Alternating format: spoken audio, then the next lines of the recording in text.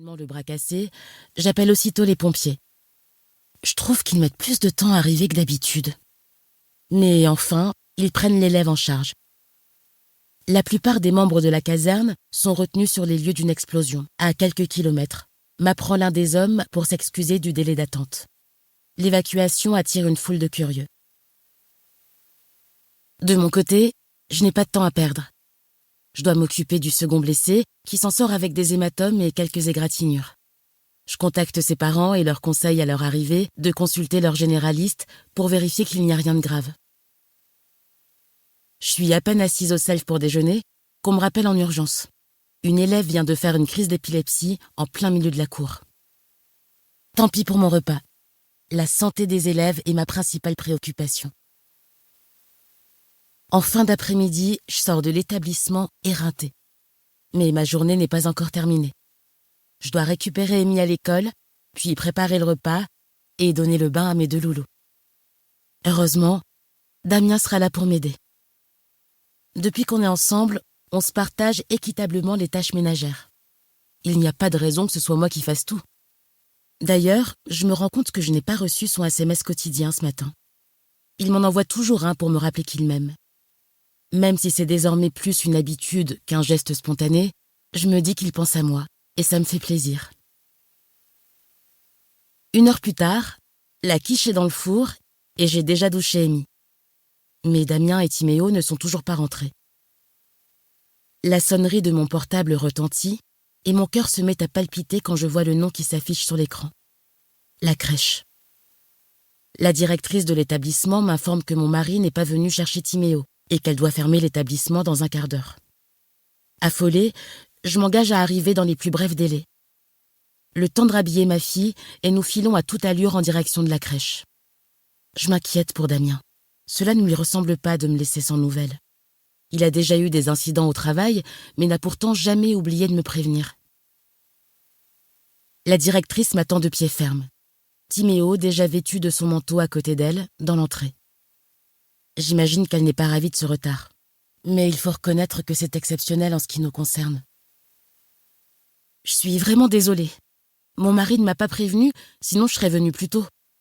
Ce n'est rien, ça peut arriver, surtout avec ce qui s'est passé aujourd'hui. Je fronce les sourcils. Il s'est passé quelque chose avec Timéo ? À son tour, elle plisse les yeux. Votre mari travaille bien chez Crestol, non ? Oui, effectivement. Pourquoi ? Elle blêmit. Vous n'êtes pas au courant ? Je secoue la tête, prenant conscience qu'il se passe quelque chose de grave, mais que ça m'échappe totalement. Il y a eu une violente explosion ce matin, m'annonce-t-elle alors. Ma tête se met à tourner, mes oreilles à bourdonner. Une explosion. Les pompiers débordés. Mon mari. Je m'effondre sur un petit banc posé contre le mur. Au même instant, je reçois l'appel. Celui qui m'apprend l'insoutenable vérité. Cette journée avait pourtant commencé comme toutes les autres. Mais ma vie ne sera désormais plus jamais la même.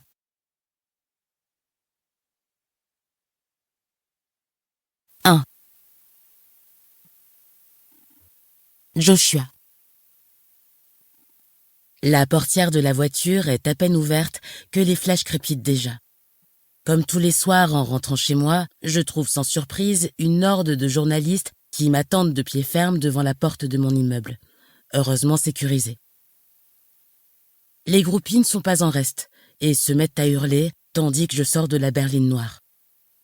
Bien que portant mon éternelle casquette ainsi que mes lunettes de soleil, je garde résolument les yeux baissés jusqu'à ce que je franchisse la porte du bâtiment, qui se referme derrière moi, me coupant enfin des cris hystériques des fans et des interpellations bruyantes des paparazzis.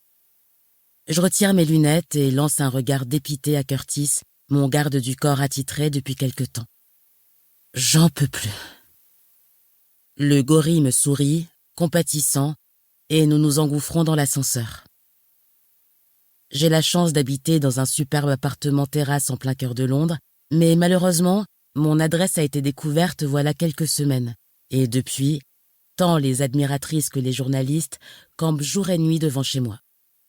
Je ne peux plus faire le moindre pas à l'extérieur sans que cela soit relayé. Para seguir escuchando este audiolibro gratuitamente, haz clic en el enlace de la descripción y podrás escucharlo completo sin coste gracias a la prueba de 30 días de Audible.